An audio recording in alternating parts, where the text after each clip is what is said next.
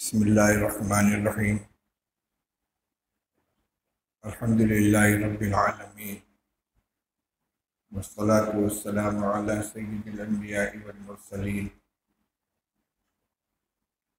سیدنا و نبینا و مولانا محمد وعلی آلہ و اصحابہ اجمعین. اما بعد، اعوذ باللہ من الشیطان الرجیم. بسم اللہ الرحمن الرحیم.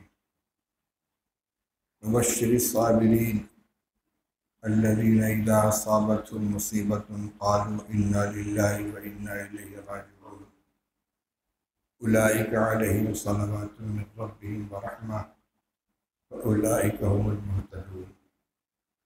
صدق اللہ العلی العظیم. بزرگان محترم، عزیز اور بھائیوں، آج جو حادثہ پیش آیا ہے آپ سب حضرات کے علم میں ہے. ہم سب کے بزرگ سرپرست حضرت مولانا قاری سید محمد عثمان صاحب، صدر جمعیت علماء ہند اور معاون محتمم دارالعلوم دیوبند ہم سے رخصت ہو گئے. تقریباً 1 ماہ سے علالت کا شکار تھے. درمیان میں کبھی صحت یابی کی امید افزا اطلاع آتی تھی، کبھی بیماری میں اضافے کی خبر ملتی تھی. اسی امید و بیم کے اندر ان کو میدانتا ہسپتال گڑگاؤں میں داخل کیا گیا اور وہاں بھی جانچ میں کووڈ کی جو رپورٹ آئی وہ نگیٹو تھی، لیکن تکلیف بہت تھی اور حالت خراب ہوتی جا رہی تھی. رات 2:30 بجے ڈاکٹروں نے یہ فیصلہ کیا کہ ان کو اب وینٹیلیٹر پر رکھنا چاہیے. حضرت مولانا محمود صاحب دہلی سے پہنچے، مشورہ ہوا. حضرت قاری صاحب کے صاحبزادگان مولانا مفتی محمد سلمان صاحب، مولانا محمد عفان صاحب موجود تھے. طے یہ ہوا کہ جب اس کے بغیر کوئی چارہ کار ہی نہیں ہے تو پھر وینٹیلیٹر پر دے دیا جائے. لیکن حالت میں کوئی سدھار نہیں ہوا اور صبح کو یہ فیصلہ ہوا کہ علاج دوا کے ذریعے ہو رہا ہے تو قاری صاحب کو یہاں سے ڈسچارج کرا کے دیوبند لے جایا جائے. یہ مشورے ہی ہو رہے تھے. 1:15 بجے حضرت انتقال فرما گئے. اور جیسا کہ ابھی آپ نے سنا، یہاں مسجدوں میں حضرت کی صحت کے لیے دعائیں ہو رہی تھیں اور وہ اپنے مالک حقیقی کی خدمت میں روانہ ہو چکے تھے. ادھر ملک اور ملت کے بہت سے اکابر، بہت سے علماء، قائدین، مشائخ، ذمہ داران، دارالعلوم دیوبند کے اساتذہ رخصت ہوئے، جو ایک اجتماعی خسارہ ہے ملت کا. لیکن ہر فرد کے اندر کچھ خصوصیات ہوتی ہیں. حضرت مولانا قاری سید محمد عثمان صاحب رحمۃ اللہ علیہ بیک وقت جتنی خوبیوں اور جتنی خدمات کے مالک تھے، ایسی شخصیتیں بہت کم نظر آتی ہیں. عہدوں کے اعتبار سے وہ امیر الہند تھے، امارت شرعیہ ہند کے سربراہ اعلیٰ تھے اور امارت شرعیہ کے ناظم مولانا معز الدین صاحب کے انتقال کے بعد سے حضرت قاری صاحب بہت فکر مند تھے. ان کی جگہ کسی فرد کے انتخاب کے لیے کئی مرتبہ کچھ فضلاء کو بلایا، ان سے گفتگو کی، ان کا انٹرویو لیا. ابھی اس کا کوئی فیصلہ نہیں کر پائے تھے. عارضی طور پر اس کا چارج دفتر میں غالباً مولوی عبد الملک کو دے دیا گیا، لیکن کیا معلوم تھا کہ ناظم کے انتخاب سے پہلے خود حضرت امیر الہند رخصت ہو جائے گی۔ جمعیت علماء ہند کی صدارت کا عہدہ جن نازک حالات کے اندر قاری صاحب نے سنبھالا اور جس خوبی کے ساتھ جماعت کو لے کر چلے، جماعت سے وابستہ تمام حضرات اس سے واقف ہیں۔ دارالعلوم دیوبند کے وہ انتہائی مقبول اور باصلاحیت اساتذہ میں شمار کیے جاتے تھے۔ سن 1982 میں دارالعلوم میں بحیثیت مدرس وہ آئے ہیں۔ سن 1965 میں ان کی فراغت ہوئی ہے۔ میرا زمانہ تعلیم علمی وہی ہے۔ میں سن 1962 میں دارالعلوم میں داخل ہو چکا تھا۔ میری داخلے کے تیسرے سال حضرت دور حدیث میں شامل تھے اور ہمارے بنارس کے مرحوم مولانا محمد یونس صاحب ان کے ہمدرس تھے۔ فراغت کے بعد جامعہ قاسمیہ گیا میں مدرس بن کر گئے، جو حضرت مولانا قاری فخر الدین صاحب کا مدرسہ تھا، جو حضرت مدنی رحمۃ اللہ علیہ کے اجل خلفاء میں تھے۔ 5 سال وہاں گزارے، پھر جامع مسجد امروہہ کے مدرسے میں تشریف لائے، 11 سال وہاں خدمت کی، پھر دارالعلوم کے اندر آ گئے۔ طالب علمی کے زمانے میں بھی بہت نمایاں تھے، انتہائی سنجیدہ، باوقار، طلباء کے درمیان محبوب۔ میرے اور ان کے درجہ تعلیم میں اگرچہ فرق تھا، لیکن ہمارے استاد حضرت مولانا وحید الزماں صاحب کیرانوی رحمۃ اللہ علیہ نے عربی ادب کے طلباء کے لیے جو انجمن قائم کی تھی النادی الادبی، اس میں مختلف درجات کے طلباء شریک رہتے تھے اور اپنی اپنی ذمہ داریاں نبھاتے تھے۔ میں بھی اس میں شریک تھا۔ معتمد کی ذمہ داری تھی، بعض پرچوں کی ادارت بھی تھی۔ قاری صاحب نے طلباء کی تربیت کے لیے بڑے عجیب نظام چلا رکھے تھے۔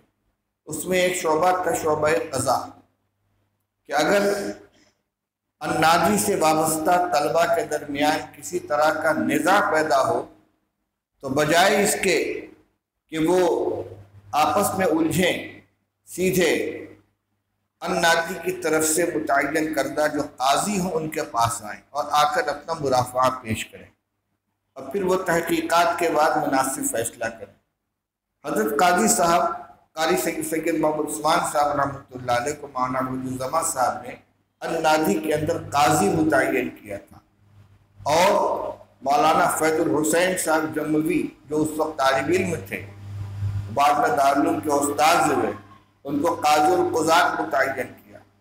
النادی کے تمام پروگراموں میں قاضی صاحب حضرت قاری صاحب بہت دلچسپی کے ساتھ حصہ لیتے تھے، اور عربی زبان و ادب کے ممتاز طلباء میں شمار کیے جاتے تھے، اور یہ ان کا فن اور ترقی کرتا گیا، یہاں تک کہ سن 1382 میں جب دارالعلوم میں تشریف لائے ہیں تو اس وقت سے لے کر اخیر تک شعبہ تکمیل ادب کے اسباق قاری صاحب سے متعلق رہتے تھے۔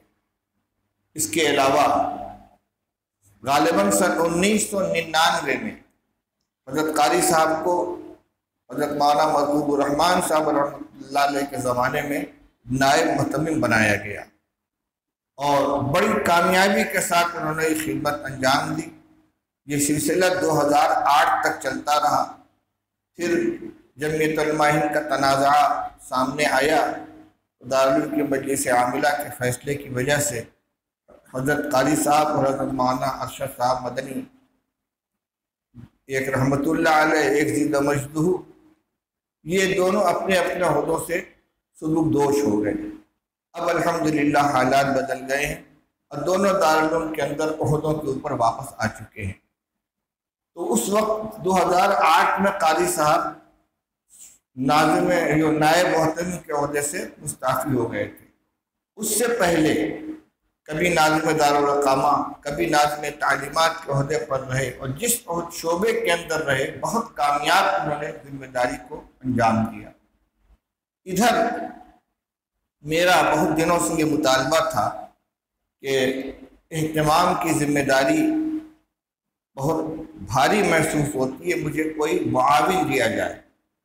اس سال جب بخاری شریف کا سبق مجھ سے متعلق ہوا تو میں نے اس شرط کے ساتھ اس کو قبول کیا کہ مجھے مضبوط معاون چاہیے، اور نام پیش کیا میں نے حضرت قاری صاحب کا، کیونکہ ان کو طویل تجربہ تھا، پھر ان کی شرافت نفس، ان کی سوجھ بوجھ، ان کی اصول پسندی، اس نے ان کو نمایاں کیا تھا۔ مجلس شورا کے شکر گزار ہوں کہ اس درخواست کو قبول کیا گیا، اور قاری صاحب کے پاس یہ سفر سن 1442 جو سال چل رہا ہے، سفر سن 1442 کی شورا میں یہ تجویز منظور ہوئی ہے، اور جس وقت یہ تجویز لکھ کر حضرت قاری صاحب کے پاس پہنچی ہے، اگلے دن دفتر میں آ کر اس طرح اپنی جگہ پر بیٹھ گئے جیسے درمیان میں کوئی انقطاع رہا ہی نہ ہو، آتے ہی فوراً کام شروع کر دیا اسی رفتار کے ساتھ۔ بیٹھے، بھائی فلاں دفتر سے ملازمین کا رجسٹر حاضری لے آؤ، منگوایا، دیکھا، ذرا دیکھو وہاں کون کون موجود ہے۔ ایک کھلبلی سی مچ گئی۔ عام طور پر دفتر اہتمام کے اندر ہم لوگ نائب محتممین اور ہم لوگ تھوڑی تاخیر سے پہنچتے ہیں، کیونکہ کاغذات جو آتے ہیں دستخط کے لیے دیر میں آتے ہیں۔ قاری صاحب نے معمول یہ بنا لیا کہ پہلا گھنٹہ لگتے ہی دفتر اہتمام میں سب سے پہلے پہنچ جاتے تھے۔ جب معاون محتمم سب سے پہلے آ کر بیٹھیں گے تو سارا عملہ اٹینشن ہو جائے گا۔ 1 گھنٹہ 1.5 گھنٹہ بیٹھنے کے بعد پھر جاتے تھے، پھر چوتھے گھنٹے میں آ کر بیٹھتے تھے۔ عجیب صلاحیت تھی۔ ایک خاص چیز یہ دیکھی کہ کام کی کثرت سے کبھی نہیں گھبراتے، اتنے کام اپنے ذمے قاری صاحب نے لاد رکھے تھے، کوئی ان کو اس کی وجہ سے الجھن نہیں ہوتی تھی۔ نئے نئے کام تعمیر و ترقی کے، علمی ترقی کے، خود اس کی پیشکش کرتے تھے، اس کی ذمہ داری سنبھالتے تھے۔ ادھر جو لاک ڈاؤن کی وجہ سے تعلیمی سلسلہ منقطع رہا، قاری صاحب نے اور حضرت مولانا سید ارشد صاحب مدنی دامت برکاتہم نے یہ کہا کہ بھائی اساتذہ کرام سے کچھ علمی کام لینا چاہیے۔ چنانچہ اس سلسلے میں دارالعلوم کے دفتر اہتمام میں تمام اساتذہ کی میٹنگ بلائی گئی، اور اس میں 3 کمیٹیاں بنی۔ ایک کمیٹی بنائی گئی اصلاح معاشرہ کے نام سے، جس کا کام یہ تھا کہ دیوبند اور اطراف کی تمام مساجد میں وہاں کے ذمہ داران سے رابطہ کر کے ہفتے کا کوئی دن اور کوئی نماز کا وقت متعین کر کے طے کر کے اس میں جائیں اور وہاں بیان کریں۔ بیان کے لیے ایک تو جو معاشرے میں پھیلی ہوئی خرابیاں ہیں ان کی نشاندہی اور ان کی اصلاح، دوسرے درس قرآن، جو لوگ قرآن پڑھے ہوئے نہیں ہیں ان کو قرآن پڑھانا، تیسرے تصحیح قرآن، جو بچپن کے پڑھے ہوئے ہیں قرآن صحیح نہیں اس کو ٹھیک کرانا، چوتھے درس حدیث، ہفتے میں کسی دن حدیث پاک کا ترجمہ اور اس کی تشریح، پانچویں بیان مسائل، جو ضروری مسائل ہیں وہ لوگوں کے درمیان بیان کیے جائیں۔ اس کے لیے ایک کمیٹی بنائی گئی، اس کا نام رکھا گیا اصلاح معاشرہ کمیٹی۔ قاری صاحب خود اس کے سرپرست بنے اور پھر لگ گئے اس میں۔ دیوبند کے اندر 120 مساجد ہیں، ان کو 3 حصوں میں تقسیم کر کے 3 دن مہمان خانے میں ان متولیان کو بلا کر ان کی میٹنگ کی گئی اور ان کے سامنے پروگرام رکھا گیا۔ ان کے مطالبے پر ہر جگہ کے لیے اساتذہ کرام کو متعین کیا گیا، یہ سلسلہ چل پڑا۔ دوسری کمیٹی بنی تحقیق و تالیف کمیٹی، ان اساتذہ کرام سے دینی اور اصلاحی عنوانات کے اوپر نئی کتابیں مرتب کرائی جائیں، اور ہمارے اکابر کی جو تصنیفات قدیم زمانے میں تباہ ہوئی تھی اور اب ناپید ہو گئی ہیں، ان کو نئے زمانے کے اعتبار سے ایڈٹ کر کے ان کو شائع کرایا جائے۔ اس کام کے لیے جو کمیٹی بنائی گئی اس کے سرپرست بھی حضرت قاری صاحب بنے، اور بڑی دلچسپی کے ساتھ اس کام کو شروع کرایا، اور اب تک اس کی تقریباً 6-7 میٹنگیں ہو چکی تھیں، جس میں جتنا کام ہوتا تھا اس کا جائزہ لیا جاتا تھا۔ جو کام مکمل ہو کر آیا اس کو کسی دوسرے استاذ کے حوالے کیا کہ آپ اس کے پر نظر ثانی کر لیجیے۔ ہر چیز کو براہ راست بغور وہ دیکھ کر فیصلہ کرتے تھے، روا روی کے اندر یا سرسری طور سے نہیں۔ تیسری کمیٹی بنی کتب خانے کی ترتیب نو کے لیے کہ وہاں کتابوں کو مرتب کیا جائے۔ پرانے زمانے کا رشتہ چلا آ رہا ہے، اس میں ساری کتابیں ایک ساتھ درج ہیں، درسی غیر درسی کو الگ کیا جائے۔ یہ سارے کام حضرت قاری صاحب کے ذہن کی اپج تھی اور سب کو انہوں نے انجام دیا۔ اسی طرح دارالعلوم کی شورا نے یہ تجویز منظور کی تھی کہ دیوبند میں دارالعلوم کی طرف سے جو مکاتب قائم ہیں، شہر میں اور اطراف میں جائزہ لے کر نئے مکاتب قائم کیے جائیں۔ تجویز پڑی ہوئی تھی، قاری صاحب نے آنے کے بعد فوراً اس کو زندہ کیا، جو نگران مکاتب تھے ان کو بلایا، اور ہمارے شورا کے ممبر حضرت سید انظر حسین صاحب رکن شورا کو بھی شامل کیا، دفتر تعلیمات کو متوجہ کیا اور جگہ جگہ بھیج کر جائزہ لیا، درخواستیں دی اور 4-5 نئے مکاتب قائم کر کے اور پھر وہاں مدرسین رکھے۔ پہلے سے دفتر تحفظ ختم نبوت جب دارالعلوم میں قادیانیت کے فتنے کو کچلنے کے لیے، اس کا مقابلہ کرنے کے لیے عالمی تحفظ ختم نبوت کا اجلاس ہوا اور مجلس تحفظ ختم نبوت قائم کی گئی، اس کے سیکریٹری ناظم بنائے گئے تھے حضرت مولانا قاری محمد عثمان صاحب، اور ناظم اعلیٰ بنائے گئے تھے حضرت مولانا مفتی سعید احمد صاحب، اور دارالعلوم کا محتمم اس کا صدر ہوا کرتا تھا۔ اس وقت سے انہوں نے اس خدمت کو سنبھالا اور اس کی وہ روح رواں تھے۔ ایک مولانا قاری سید محمد عثمان صاحب، دوسرے نائب ناظم مولانا شاہ عالم صاحب گورکھپوری، ان دونوں نے مل کر ماشاءاللہ بہت کام کیا، پورے ملک کے اندر مجلسیں قائم کی، اور اسی طرح شیخ الہند اکیڈمی اور شعبہ مکاتب اسلامیہ بیرون دیوبند، یعنی پورے ملک کے اندر جہاں جہاں ارتداد و قادیانیت کے فتنے تھے وہاں پر مکاتب قائم کرنا، اساتذہ کو بھیج کر ان کی نگرانی کرنا، اس شعبے کے بھی سربراہ قاری صاحب کو میں نے چند کام شمار کرایا ہے آپ کے سامنے۔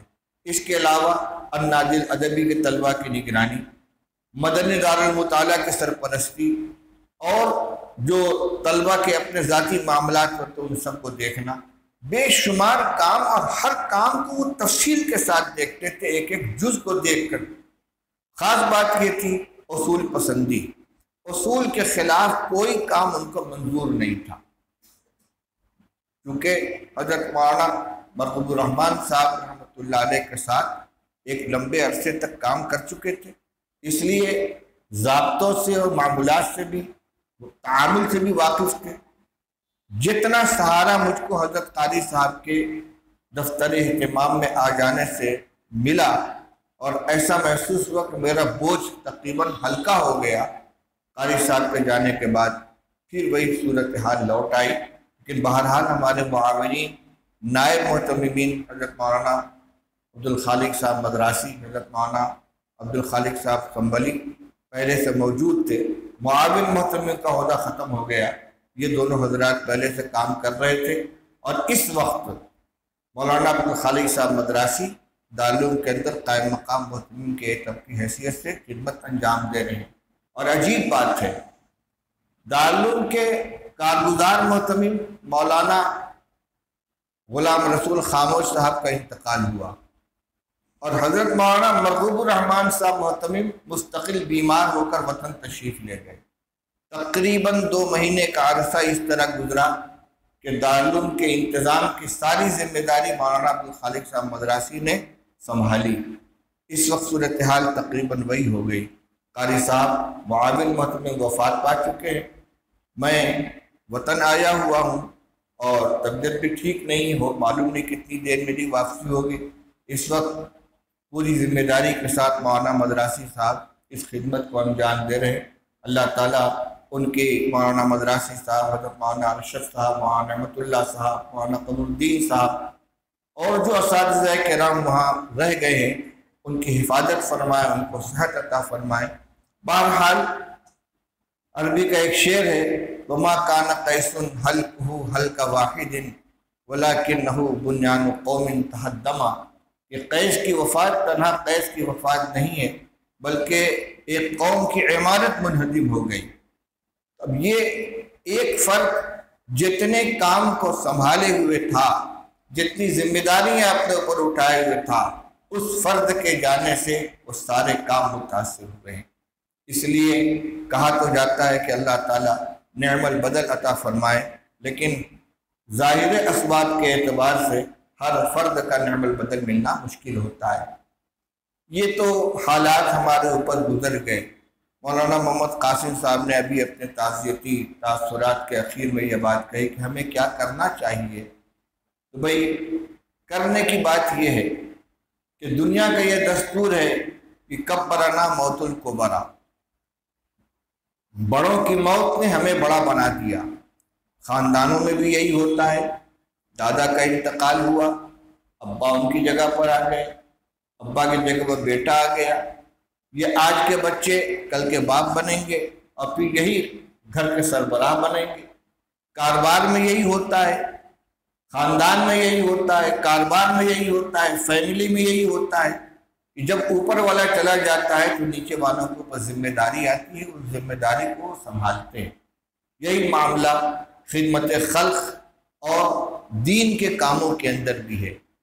بڑے ہمیشہ نہیں رہتے، ہر آنے والا جانے ہی کے لیے آتا ہے، اس لیے ان کے کام کو اپنے لیے مشعل راہ بنا کر، ان کی خدمات کو اپنے لیے رہنما بنا کر، اسی حوصلے اور جذبے کے ساتھ جو پسماندگان رہ گئے ان کو آگے بڑھنا چاہیے۔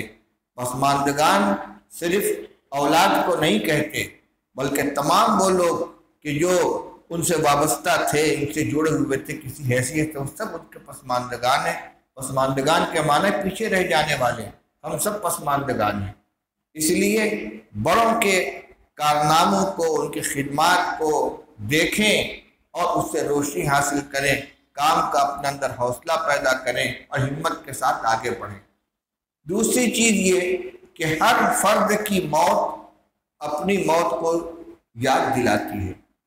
مدینہ طیبہ میں جب ہجرت کر کے مہاجرین تشریف لے آئے ہیں تو اس وقت وہاں وبائی بخار کی بہت شدت تھی، بہت زیادہ بخار آ رہا تھا لوگوں کو۔ حضرت ابوبکر رضی اللہ تعالیٰ عنہ بھی بخار میں مبتلا تھے، وہ شعر پڑھتے تھے، کل امرئ مصبح فی اہلہ والموت ادنی من شراک نعلہ۔ ہر آدمی کو صبح کے وقت گھر میں صبح بخیر کی دعا دی جاتی ہے، حالانکہ موت اس کے جوتے کے تسمے سے زیادہ قریب ہوتی ہے۔ یعنی آدمی کو دعا دی جاتی ہے تمہاری صبح بخیر ہو، لیکن مقدر میں یہ لکھا ہوا ہے کہ اس کی موت آنے والی ہے۔ تو کس وقت کس کی موت آ جائے گی کچھ خبر نہیں۔ حضرت بلال رضی اللہ تعالیٰ عنہ اسی بخار میں مبتلا تھے، وہ بھی عربی کا شعر پڑھتے تھے، الا لیت شعری هل ابیتن لیلۃ بواد وحولی اذخر وطفیل وحولی اذخر وجلیل وهل اریدن یوما میاہ مجنۃ۔ ان کا مطلب یہ تھا کہ کیا مجھے یہ کوئی بتائے گا، الا لیت شعری هل ابیتن لیلۃ بواد وحولی اذخر وجلیل، کیا مجھے کوئی بتائے گا کہ مجھے کوئی ایسی رات میسر آئے گی جب میں مکہ کے وادی اسخر اور وادی جلیل کے اطراف میں رہوں گا، وحل اریدن یومن میاہ مجنۃ، اور کیا میں کبھی مجنہ پانی کے گھاٹ پر پہنچوں گا، وحل یبدون لی شامۃ وطفیل، اور کیا کبھی شامہ اور طفیل نامی پہاڑیاں مجھے نظر آئیں گی۔ رسول اللہ صلی اللہ علیہ وسلم نے ان حالات کو دیکھ کر دعا کی کہ اللہ مدینہ کی وبا کو جحفہ منتقل فرما دے۔ چنانچہ آپ کی دعا قبول ہوئی اور مدینہ کی فضا انتہائی پاک صاف ہو گئی۔ میں تو وہ شعر سنا رہا تھا حضرت صدیق اکبر رضی اللہ عنہ کا کہ ہمیں صبح بخیر کی دعا دی جاتی ہے اور موت ہماری لکھی ہوئی ہے۔ حضرت عمر رضی اللہ تعالیٰ عنہ پڑھا کرتے تھے کہ کل یوم یقال مات فلان ولا بد ان یقال یوما مات عمر۔ روزانہ اعلان ہوتا ہے کہ آج فلاں کا انتقال ہو گیا، یقینی طور سے ایک دن یہ بھی اعلان ہوگا کہ عمر کا انتقال ہو گیا۔ یہ حادثات اور یہ وفات کی خبریں ہمیں اپنی موت کی یاد دلاتی ہیں۔ حضرت شیخ رحمۃ اللہ علیہ نے فضائل کے رسالے میں واقعہ لکھا، موت کی یاد جو ان کا رسالہ ہے، غالباً ذوالنون مصری رحمۃ اللہ علیہ کا واقعہ ہے کہ ایک جنازہ جا رہا تھا، کسی نے پوچھا کس کا جنازہ ہے؟ انہوں نے کہا تمہارا جنازہ ہے۔ اس کے بعد کہا کہ اگر تمہیں یہ بات ناگوار ہو تو میرا جنازہ ہے۔ مطلب کیا تھا؟ ان جنازوں کو دیکھ کر اپنی موت کو یاد کرو۔ بھئی یہ جو حادثات ہو رہے ہیں اس میں سن رسیدہ معمر لوگ بھی ہیں، بیماریوں سے نبردآزما ہو کر وقت گزار کر جانے والے بھی ہیں، اور اچانک انتقال کرنے والے بھی ہیں، چند دنوں کی بیماری میں جانے والے بھی ہیں۔ اور یہ تو ہمارا عقیدہ ہے اور بنیادی عقیدہ ہے کہ چاہے آدمی کسی حادثے کا شکار ہو کر مرے، بیماری میں مرے، ایکسیڈنٹ میں انتقال ہو جائے، اس کا اچانک موت آ جائے، یا طویل عرصے تک بستر پر رہنے کے بعد انتقال کرے، ہر ایک اپنے وقت پر مرتا ہے۔ یعنی اللہ کی طرف سے اس کے مرنے کا وہی وقت متعین ہے۔ اس لیے ایسا نہیں ہے کہ اگر وبا نہ ہوتی یہ سارے لوگ جو دنیا سے چلے گئے یہ چل پھر رہے ہوتے۔ ان کا وقت یہی طے تھا اللہ کے یہاں، اسی وقت پر ان کو جانا تھا۔ اسی لیے حدیث پاک میں فرمایا گیا ہے کہ آدمی تدبیر سب کچھ کرے، لیکن جب کوئی حادثہ پیش آ جائے تو یہ ہرگز نہ کہے کہ لو فعلت کذا لکان کذا، اگر یوں کرتے تو یوں ہو جاتا، بلکہ یوں کہے کہ قدر اللہ وما شاء کان، اللہ نے یہی مقدر کیا تھا اور جو اللہ نے طے کیا تھا وہ ہو کر رہا۔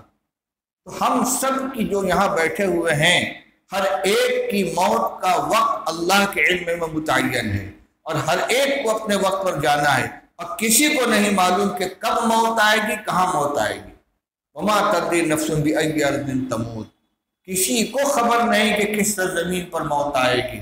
موت آئے گی، تلاش کر کے ہم کو لے جائے گی۔ مولانا روم رحمۃ اللہ علیہ نے مثنوی میں قصہ لکھا ہے، حضرت سلیمان علیہ السلام کے دربار میں ایک شخص بیٹھا ہوا تھا، ایک اجنبی اس کو گھور رہا تھا بار بار۔ اب کوئی کسی کو گھورے تو اس کو وحشت ہوتی ہے، جب اس کی نظر اس سے ملتی تو دیکھتا ہے یہ مجھے گھور رہا ہے۔ اس نے حضرت سلیمان علیہ السلام سے کہا حضرت ہوا کو حکم دیجئے کہ مجھ کو ہندوستان کے فلاں شہر میں پہنچا دیں۔ حضرت سلیمان علیہ السلام کی حکومت ہوا پر بھی تھی، ہوا کو حکم دیا کہ اس کو فلاں شہر میں اس کے مکان پر پہنچا دو۔ چنانچہ لمحوں کے اندر وہ پہنچ گیا۔ یہاں پہنچا تو وہ اجنبی یہاں موجود تھا جو اس کو وہاں گھور رہا تھا۔ اب یہ دیکھ کر گھبرایا کہ تم کون؟ کہ میں ملک الموت ہوں، مجھے یہاں پہ تمہاری روح قبض کرنے کا اس وقت میں حکم تھا اور تم وہاں بیٹھے ہوئے تھے۔ میں حیران تھا کہ تمہاری روح میں ہندوستان کے فلاں شہر میں کیسے قبض کروں گا، تم تو یہاں بیٹھے ہوئے ہو۔ جگہ بھی متعین، وقت بھی متعین۔ خود اس نے اپنی موت کو دعوت دی، درخواست کر کے کہ مجھ کو میرے وطن کے اندر پہنچا دیا جائے۔ قرآن میں اللہ تعالیٰ نے جگہ جگہ یہ بات ارشاد فرمائی ہے، وَلَوْ كُنْتُمْ فِي بُرُوجٍ مُشَيَّدَةٍ، اگر تم مضبوط قلعوں کے اندر بھی اپنے آپ کو قید کر لو گے تو موت تمہاری وہاں پہنچ جائے گی۔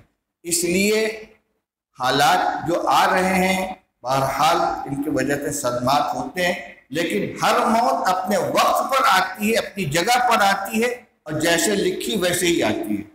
ہماری موت اللہ نے کیسے لکھ رکھی ہے، کب لکھ رکھی ہے، کہاں لکھ رکھی ہے، کن حالات میں لکھ رکھی ہے۔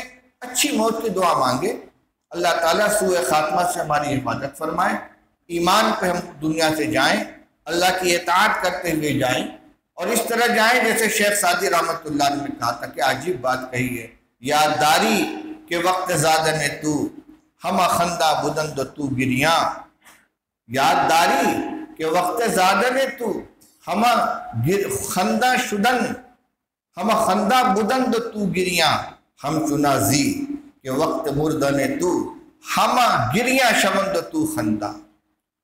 فرماتے ہیں کچھ یاد ہے، پتہ ہے جب تم پیدا ہوئے تھے تو سب لوگ ہنس رہے تھے، خوشیاں منا رہے تھے، تم رو رہے تھے، بچہ جب پیدا ہوتا ہے تو رونا اس کی صحت کی علامت ہے۔ اگر پیدائش کے وقت نہیں روئے گا تو اس کا مطلب یہ ہے کہ پیدائشی کچھ کمزوری ہے، دماغی کمزور رہے گا۔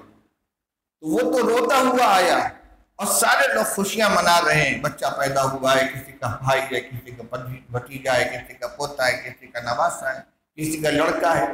فرماتے یاد ہے جب تو پیدا ہوا تھا تو سب لوگ ہنس رہے تھے، خوشیاں منا رہے تھے، اور تو رو رہا تھا۔ ہم تو نازی، اب جو تجھے زندگی ملی ہے تو ایسی زندگی گزار کہ وقت مردن تو، جب تیرے مرنے کا وقت آئے تو ہمہ گریاں شمن دو تو خندہ، سب رو رہے ہو تو ہنستا ہوا جائے۔ یہی آج جو ہو رہا ہے، یہ ہمارے اکابر، ہمارے مشائخ جنہوں نے پاکیزہ زندگی گزاری ہے، روح و ریحان و جنت النعیم کا منظر جب ان کے سامنے آتا ہے روح قبض کرتے ہوئے، تو ان کی روح بے قرار ہو کر نکلتی ہے اللہ کی رحمت کی گود میں جانے کے لیے، اور ہم پسماندگان آنسو بہاتے ہیں۔ فرمایا ایسی زندگی گزارو کہ جب تم جاؤ تو دنیا تمہاری جدائی پہ آنسو بہا رہی ہو، غم زدہ ہو، اور تم ہنستے ہوئے جاؤ۔ یہ حادثات ہمیں یہ پیغام دیتے ہیں کہ ہم اپنی موت کی تیاری کریں، یہ سوچ کر نہیں ابھی تو جوان ہیں، بوڑھے ہو جائیں گے، ابھی تو کھیلنے کودنے کے دن ہیں۔ نہیں، موت کو وقت اللہ کیا متعین ہے، وہ کسی کے لیے قرآن میں اللہ تعالیٰ نے فرمایا ہے کہ بعض وہ ہیں جو بچپن میں انتقال کر جاتے ہیں، اور بعض وہ جو ارذل العمر کو پہنچتے ہیں، پرانی عمر کو پہنچ جاتے ہیں۔ کیا بچے انتقال نہیں کرتے؟ جوان انتقال نہیں کرتے؟ ادھیڑ دنیا سے نہیں جاتے؟ اور سارے لوگ بیمار ہو کر ہی جاتے ہیں؟ نہیں، موت آتی ہے، اپنے وقت پر آتی ہے اور اپنا شکار لے کے چلی جاتی ہے۔ اس لیے تعزیت کی مجلس میں ہم بیٹھے ہیں تو اپنے لیے بھی ہم تعزیت کریں، اپنی تیاری کی فکر کریں کہ یہ وقت ہمارے اوپر بھی آنے والا ہے، گناہوں سے توبہ کریں۔ ابھی آج میں سن رہا تھا مفتی تقی عثمانی صاحب کا ایک بیان چھوٹا سا، اس کے اوپر موبائل کے اوپر فلسطین میں جو مسلمانوں کے اوپر ظلم ہو رہا ہے، فرماتے ہیں دعائیں تو کر رہے ہیں اللہ تعالیٰ مسلمانوں کی حفاظت فرمائے، لیکن ہم اللہ کو ناراض کیے ہوئے ہیں اپنی بدعمالیوں کی وجہ سے، اپنے گناہوں کی وجہ سے، تو ہماری دعاؤں میں اثر بھی تو پیدا ہو، اللہ تعالیٰ ہم سے راضی بھی تو ہو جائیں۔ ہم ان وباؤں کو اٹھانے کے لیے اللہ سے دعائیں مانگتے ہیں، لیکن اللہ کی رحمت کو متوجہ کرنے کے لیے کوئی عملی کوشش نہیں کرتے۔ بہرحال حضرت قاری صاحب رحمۃ اللہ علیہ اللہ کو پیارے ہو گئے، اللہ تعالیٰ ان کی خدمات کو قبول فرمائے۔ انہوں نے جو دینی، علمی، جماعتی، سماجی خدمتیں کی ہیں، اللہ تعالیٰ مقام قبولیت پر ان کو اونچا درجہ عطا فرمائے، ان کے ساتھ رحمت و مغفرت کا خاص معاملہ فرمائے۔ ان کے صاحبزادگان مولانا مفتی محمد سلمان صاحب منصور پوری، مولانا مفتی محمد عفان صاحب جو امروہہ میں ہیں، ماشاءاللہ بہت باصلاحیت اور صالح علماء میں سے ہیں۔ اللہ تعالیٰ ان کو اپنے والد محترم کا صحیح جانشین و قائم مقام بنائے۔ جمعیت علماء ہند کو، دارالعلوم دیوبند کو اور پوری ملت کو حضرت کی وفات سے جو خسارہ ہوا ہے، اللہ تعالیٰ ان کا نعم البدل قوم کو عطا فرمائے۔ بتقاضۂ بشریت اگر کچھ غلطیاں، کچھ زلات ہوں تو اللہ تعالیٰ اپنے رحمت سے ان کو درگزر فرمائے، اور ہم سب کو اپنے اپنے وقت پر ایمان کے ساتھ خاتمہ نصیب فرمائے۔ وآخر دعوانا الحمدللہ رب العالمین۔ ہم انہی کلمات کے ساتھ حضرت قاری صاحب کے جملہ صاحبزادگان اور جملہ پسماندگان کی خدمت میں تعزیت پیش کرتے ہیں، اور ان سے امید رکھتے ہیں کہ وہ اپنے والد گرامی کے نقش قدم پر چل کر قوم اور ملت کی علمی، دینی، ہر طرح کی خدمت انجام دیتے رہیں گے۔ وآخر دعوانا الحمدللہ رب العالمین۔ دعا فرما لیں۔ اللہم صلی علی سیدنا و شفیعنا و حبیبنا و نبینا و مولانا محمد و آلہ و صحبہ وبارک وسلم۔ یا حی یا قیوم برحمتک نستغیث اصلح لنا شأننا کلہ ولا تکلنا الی انفسنا طرفۃ عین۔ اے اللہ تمام اکابر، تمام علماء، تمام اساتذہ، تمام بزرگ دنیا سے جا چکے ہیں، اللہ سب کی قبروں کو نور سے منور فرما۔ اپنی خاص رحمت و مغفرت کا معاملہ فرما، اپنا قرب نصیب فرما، ان کے خطاؤں اور زلات کو معاف فرما، جنت الفردوس میں اعلیٰ مقام نصیب فرما، ان کی اولاد کو، ان کے خاندان والوں کو، ان کے متاثرین کو، ان کے پسماندگان کو یا اللہ صبر کی توفیق عطا فرما، ان کی کفالت فرما۔ اے اللہ دارالعلوم دیوبند جمعیت علماء ہند اور ہماری ملی جماعتیں جن کے سربراہ ہم سے رخصت ہو گئے ہیں، اے اللہ ان کو بہترین قائد اور رہنما نصیب فرما، قوم کی خدمت کی صلاحیت عطا فرما، قوم کا بیڑا پار لگا۔ اے اللہ ان بزرگوں کے جو احسانات ہمارے اوپر ہیں، علمی، روحانی، اصلاحی، ان سب کا بدلہ اپنے خزانے غیب سے ان کو بہترین عطا فرما۔ جو اکابر زندہ رہ گئے ہیں ان کو عمروں میں برکت عطا فرما، دارالعلوم دیوبند کی حفاظت فرما، تمام مدارس اسلامیہ کی حفاظت فرما، تمام دینی جماعتوں کی حفاظت فرما، ہم سب کو اخلاص کے ساتھ کام کرنے کی توفیق نصیب فرما۔ ربنا تقبل منا انک انت السمیع العلیم وتب علینا انک انت التواب الرحیم، وصلی اللہ تعالی علی خیر خلقہ محمد وآلہ وصحبہ اجمعین برحمتک یا ارحم الراحمین۔